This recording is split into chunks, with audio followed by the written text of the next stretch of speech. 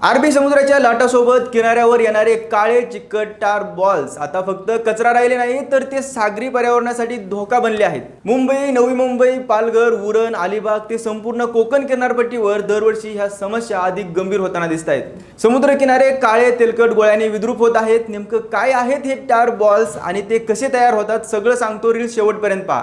टार बॉल्स म्हणजे समुद्रात सांडलेल्या कच्च्या खनिज तेलाचे घट्ट, चिकट आणि काळसर झालेले छोटे मोठे गोळे असतात।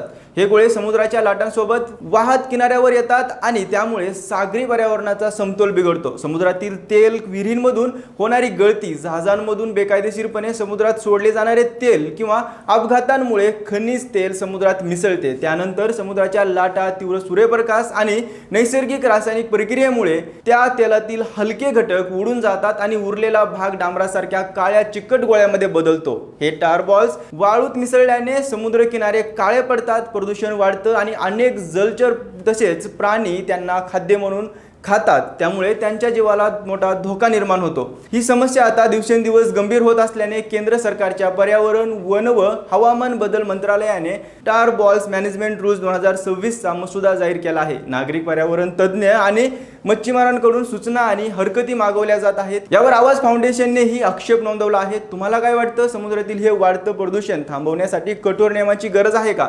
तुमचं मत कमेंटमध्ये नक्की सांगा आणि अशाच इंटरेस्टिंग अपडेट्ससाठी फॉलो करा लगावबत्ती।